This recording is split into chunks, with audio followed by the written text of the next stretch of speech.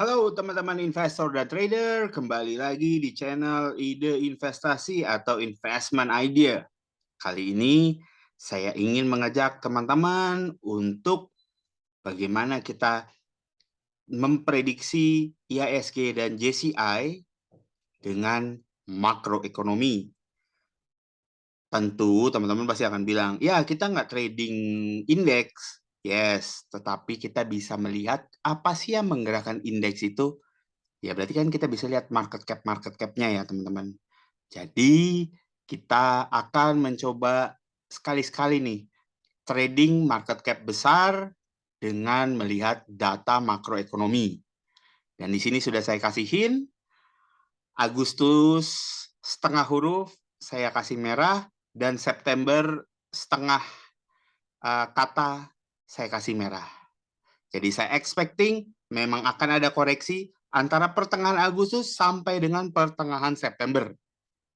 Oleh karena itu, mari kita simak alasannya apa. IHSG GCI Agustus September trading dengan makroekonomi.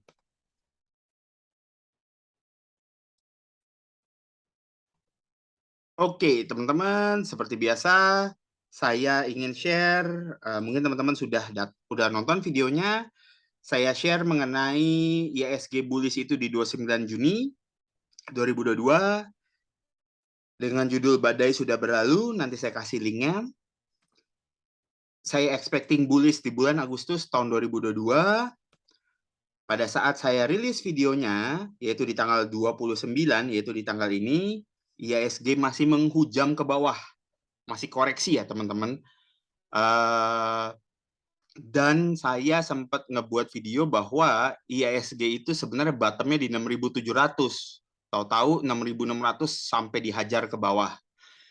Tetapi ini maksudnya adalah kalau saya sudah mengeluarkan video seperti ini adalah siap-siap melakukan bottom fishing. Karena terjadi ya teman-teman, pada saat koreksi di bulan Juli, kemudian IHSG selama pertengahan Juli sampai dengan Agustus melakukan bullish-nya. Nah, sekarang kita akan lihat apakah bullish-nya bisa terus atau akan ada koreksi dulu. Yuk, mari kita lihat. Oke, seperti biasa, ya, kalau kita lihat dari sisi fundamental makro, inflasi yang katanya terjaga di bawah 4% ini sudah gagal. Jadi inflasi kita ini sudah mendekati 5% dan di expected akan tembus 5% untuk inflasi Agustus. Tetapi BI sudah siap-siap dengan melakukan GWM, kenaikan GWM, giro wajib minimum, sampai dengan tambahan 3% dari GWM 4%, jadi udah ada buffer sampai dengan 7%. Terus current account kita surplus selama 3 kuartal. PDB kita juga diprediksi sampai dengan oleh IMF akan berada di atas 5%. Dan yang menarik bagi saya adalah equity risk premium, di mana equity risk premium kita hanya 6,2% dibandingkan dengan equity risk premium tahun 2020. Nah, mengenai equity risk premium ini, teman-teman bisa melihat di video yang ini ya. Ya, ada video ini nanti saya kasih linknya. Jadi biar teman-teman memahami apa sih arti equity risk premium tersebut. Oke, jadi ada apa sih dengan IHSG 1 bulan ini? Kenapa IHSG terus naik? Padahal terjadi inflasi Juli ke 4,9% dari 4,3%. Kemudian tapi lucunya ini nggak heboh ya teman-teman ya. Di bulan Agustus ini tidak terjadi kehebohan seperti pada bulan Juni ke Juli. Ya, menarik ya teman-teman ya. Ternyata inflasinya makin naik, tetapi IHSG-nya nggak jeblok atau nggak ada koreksi dalam. Kenapa bisa seperti itu? Apalagi 7 days reverse repo dari Juli ke Agustus masih pada level 3,5%. Nah, apa sih penyebab IHSG bisa bullish seperti itu? Yang pertama adalah buffer kenaikan giro wajib minimum ini sudah dinaikkan oleh BI sampai dengan 6%, atau buffer atasnya bahkan sampai dengan 7% nanti di bulan September. Jadi sebenarnya Bank Indonesia itu sudah mempunyai mekanisme untuk menahan inflasi kenaikannya sampai dengan 7%. Ya kurang lebih seperti itu ya teman-teman. Dan yang lebih menarik adalah PDB Indonesia di kuartal 2 adalah 5,44%, bila dibandingkan dengan year on year-nya di tahun 2021 yaitu yang sebesar hanya 5,01%. Jadi ini cukup signifikan ya teman-teman. Dan secara Q on Q-nya juga bagus secara per kuartalannya 3,72 berbanding minus 0,95. Jadi ini maksudnya 3,72 itu adalah dari Q1 ke Q2, sedangkan minus 0,9 ini adalah dari Q4 ke Q1. Dan kemudian earning big cap second half semuanya pada tumbuh kecuali tobacco atau rokok yang pada tumbang. Tapi itu lumrah karena tobacco itu terkena sentimen sentimen negatif kenaikan cukai. Seperti itu teman-teman. Nah, apa yang diharapkan di Agustus 2022 yaitu neraca dagang tetap tumbuh ya. Jadi neraca dagang kita akan lebih tinggi ekspor daripada impor. Kemudian current account-nya akan surplus untuk 4 kuartal berturut-turut. Itu estimasi saya. Karena neraca dagangnya pun masih tetap tumbuh. Ya, jadi korelasinya gitu teman-teman. Neraca dagang tumbuh, maka current account kita akan tetap surplus dan ini adalah sesuai yang ditargetkan oleh BI. Nah, on the downside ya, 7 days reverse repo diestimasi naik ke level 4%, sedangkan Fed Fund Rate masih stay di 2,5%. Oke, yang saya mau kasih infonya teman-teman kenapa saya bisa targetin mid Agustus akan turun sampai dengan mid September. Karena teman-teman perlu mencatat neraca dagang ini akan diumumkan setiap tanggal 15 ya untuk neraca dagang di bulan Juli ya. Neraca dagang akan tetap tumbuh dan diumumkan tanggal 15 Agustus. Current account ini akan diumumkan tanggal 18 Agustus. Sedangkan untuk 7 days reverse repo antara tanggal 18 sampai 23 Agustus, teman-teman. Nah, jadi teman-teman sekarang bisa mengestimasinya ya. Kalau 7 days reverse repo naik ke 4%, maka saya lihatnya akan ada dinaikkan atau tidak dinaikkan, saya melihatnya akan ada koreksi dari IHSG. Oke. Tapi itu koreksinya koreksi minor, koreksi kecil. Nah, Fed Fund Rate ini tidak akan impact karena memang market udah expected untuk masih stay di level 2,5% ya untuk Fed Fund Rate. Memang masih akan ada kenaikan sampai dengan target 3,5%. Oke, jadi inilah alasan saya mengestimasi di mid Agustus sampai dengan September mid akan terjadi koreksi IHSG. Ya, ini adalah gambaran dari neraca dagang Indonesia. Teman-teman, ini neraca dagang. Kita lihat trajektorinya ya, masih inline, masih tumbuh.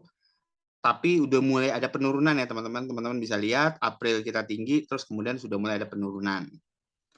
Dan ini adalah yang terakhir, ini adalah current account. Current account itu kalau saya harus jelasin lagi, ini adalah seperti current asetnya kalau di laporan keuangan. Mudahnya seperti itu. Gitu. Current account ini bagus, harus dijaga tinggi karena supaya Indonesia tidak mengambil tambahan utang baru. Makanya kenapa IHSG kuat. Seperti itu ya teman-teman. Oke. Ya, foreign investor view untuk Agustus seperti ini, teman-teman bisa baca. Ya, menariknya adalah untuk yang nomor 2, terutama yield bonds sudah saya temukan udah di level 7,1% ya teman-teman. Jadi sesuai dengan ekspektasi saya, yield surat utang negara Indonesia di level 7,5% sampai dengan 7,6% itu saya bilang udah kelewatan, udah overshoot. Jadi otomatis harus yield itu harus turun, berarti kalau yield turun harga bondsnya akan naik. Nah, credit spread ini mengindikasikan foreign flow. Credit spread ini adalah spread antara US Treasury, bondsnya Amerika 10 tahun sama Sun Indonesia 10 tahun. Oke, terus apa yang di-expect dari second half? Dari Juni saya sudah mengestimasi, ya teman-teman lihat aja saham-saham yang saya garis hijau, ada dari sektor teknologi, energi dan basic materials. Jadi sektor teknologi udah nggak usah di ini lagi ya, teman-teman udah bisa lihat ada MTech yang naik, dan saya estimasi Buka dan Goto juga naik, Bukanya sudah naik, Gotonya belum. Kemudian energi dan basic materials juga sudah naik. Energi ini adalah coal related dan basic materials ini adalah apa ya? Nikel, timah dan lain-lain. Nah, untuk consumer goods terbagi dua. Consumer goods cyclical itu CPO dan non cyclical itu adalah ya seperti Unilever, Indofood, ICBP dan Sido, dan terbukti mereka sudah didump oleh para investor atau para fund manager, di mana saya estimasi memang di Juni itu saya udah estimasi hal ini akan terjadi, yaitu consumer goods tidak akan di overweight oleh fund manager di kuartal ketiga. Tapi nanti ceritanya akan berbeda di kuartal keempat, teman-teman. Oke, transport dan logistik juga masih mengalami kenaikan. Teman-teman lihat SMDR setelah koreksi dalam ada technical rebound. Telekom dan BTS juga. Dan banking juga konstruksi mengalami kenaikan. Jadi teman-teman lihat ya, kemarin BBNI, BRI, Bank Mandiri mengalami kenaikan, dan hebatnya, herannya, konstruksi pun juga mengalami kenaikan. Ya, ini ya teman-teman bisa lihat, ya ini semua yang saya garis hijau. Ini adalah yang teman-teman bisa targetin beli, dan ini saya sudah estimasinya dari bulan Juni. Ya, dan teman-teman lihat Indofood tidak saya highlight, dan Alfamart atau Alvaria, sumber Alvaria ini tidak saya highlight, teman-teman. Jadi sesuai dengan estimasi saya bahwa non-cyclical, consumer goods non-cyclical itu tidak akan mengalami kenaikannya. Jadi teman-teman lihat dulu apa saja yang bisa dibeli, ya, karena ini ada yang menurut saya di second half ini masih akan mengalami kenaikannya. Oke. Lalu tadi kita sudah menjelaskan dari sisi makroekonomi. Mari kita lihat apakah technical analisisnya bisa menemui estimasi dari makroekonomi di Agustus. Kalau kita lihat, ya sebenarnya IHSG masih belum bullish karena masih ada trend line yang belum tertembus. Ada dua skenario dari saya. Skenario pertama adalah sampai dengan trade balance, ya, sampai dengan pengumuman trade balance IHSG akan terus naik sampai dengan level, ya bisa dibilang mungkin nih levelnya di 7.125 ya teman-teman ya. Levelnya 7.125, ini strategi satu ya. Kemudian dia akan koreksi sampai dengan level 6.961. Ya, strategi satunya adalah dia naik dulu ke level 7.112 sampai dengan 7.125. Kemudian dia koreksi minimumnya ke level 6.961. Ini dia levelnya, 6.961. Worst skenario-nya adalah dia akan koreksi sampai dengan level 6.875, ya, ini 6.875 atau 6.828. Nah, skenario pertama adalah skenario yang paling ideal bagi saya. Jadi dia naik sampai dengan mid Agustus, habis itu dia akan mengalami koreksinya. Karena kenapa? Trade balance akan diumumkan bagus ya teman-teman. Seperti itu. Sedangkan skenario yang kedua adalah karena semua data ekonomi sudah diumumkan, tinggal trade balance dan tinggal trade balance dan current account. Tapi ini unlikely terjadi, maka dari posisi sekarang IHSG akan koreksi dulu dengan target minimum yang sama ya teman-teman ya. Target minimumnya ada di level 6.961 ya, target minimum. Kemudian target worst-nya dia akan koreksi sampai dengan 6.875 atau 6.828. Baru sesudah itu di pertengahan September dia akan melakukan tembus menuju 7.200 dan 7.386. Nah, ini adalah skenario 2, tapi saya bilang unlikely, saya akan lebih ngelihat di skenario 1. Tapi skenario satunya setelah naik, kena di 7.112, kemudian dia akan turun ke level ya ini 6.994 atau sampai dengan 6.875, kemudian dia juga akan menuju target yang sama, yaitu di 7.200 atau di 7.300. Jadi kira-kira begitu ya teman-teman, bagaimana kita melihat makroekonomi bisa bertemu dengan technical analysis. Oke, sekian dari saya. Bila teman-teman ada komen atau pertanyaan, silakan tinggalkan di kolom komentar. Dan disclaimer informasi dari saya saat ini mempunyai posisi pada beberapa saham yang disebut, dan saya tidak terafiliasi dengan perusahaan maupun perusahaan sekuritas manapun.